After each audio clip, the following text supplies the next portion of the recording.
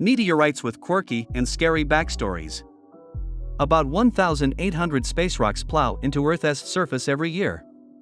Most remain hidden or don't have particularly odd stories to share. But some are downright bizarre or pose a particular brand of danger. The Maryborough meteorite. In 2015, David Holt decided to go metal detecting in Maryborough Regional Park near Melbourne, Australia. This area falls in the goldfields region where, during the 19th century, the gold rush reached its peak. So when Holt found a strange red rock with a dimpled appearance, he was convinced there was gold inside. Acid baths, drills, and an angle grinder failed to open the rock. As a result, Holt gave up and went on with his life. A few years later, his curiosity was piqued again, and he took the object to the Melbourne Museum to be identified. The gold turned out to be a super-rare, 4.6-billion-year-old meteorite. A diamond drill finally removed a chip, which revealed the rock was a chondrite meteorite. The latter is characterized by a high percentage of iron and crystallized metallic minerals called chondrules. Weighing a hefty 37.5 pounds, 17 kilograms, it became the second largest chondrite ever discovered. The rock was so old it had formed when the solar system had no planets. Over time, it likely joined countless debris in the asteroid belt between Mars and Jupiter before something knocked it out of orbit and put it on a collision course with Australia. Holt was incredibly lucky these events lined up over the eons and delivered the primordial fragment where he could find it. This meteorite was weaponized. Around 1873 or 1874, archaeologists found an iron arrowhead near a lake in Switzerland. At the time, they didn't understand the significance of their find, and the old artifact was forgotten in a museum collection. Recently, researchers dusted off the rusty arrowhead and ran a few tests. Incredibly, the new study revealed that 3,000 years ago, someone fashioned the arrowhead from iron that came from a meteorite. Immediately, the researchers suspected the material would match other pieces from the so-called Twanberg meteorite, which impacted near the area where the arrow was found. However, the analysis showed it wasn't a Twanberg fragment.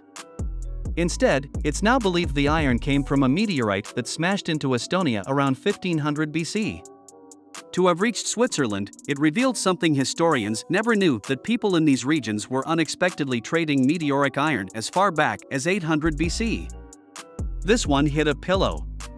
One night in 2021, a Canadian woman named Ruth Hamilton awoke to the frantic barking of her dog. Suddenly, there was an explosion and drywall debris rained down on her. Thinking that her home was being invaded by a particularly violent burglar, she quickly called the emergency services. But while on the phone with the police, Hamilton noticed a fist-sized rock between her pillows and a fist-sized hole in the roof. When the police arrived, they suspected that a nearby construction site might have performed a detonation and inadvertently blew a rock at the woman's home.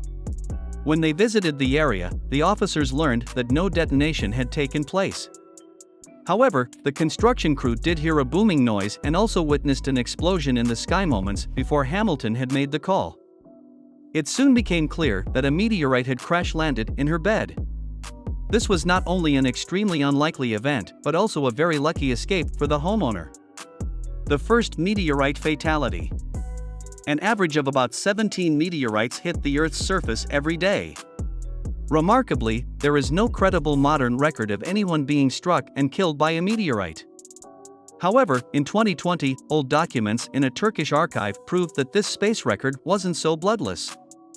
According to these papers, on August 22, 1888, a large fireball lit up the night sky before meteorites rained down on a small village in what is now Sulaymaniyah, Iraq. This bombardment lasted about 10 minutes, and 2 men were struck, one died, and the other was left paralyzed. There's no doubt that the event happened. While the rock is now missing, the 3 documents are extremely convincing, seeing that they were official letters written by local authorities, including a Grand Vizier, a chief officer of state, to report the event to the government. That's all for today's video. Make sure to subscribe to our channel for more videos like this.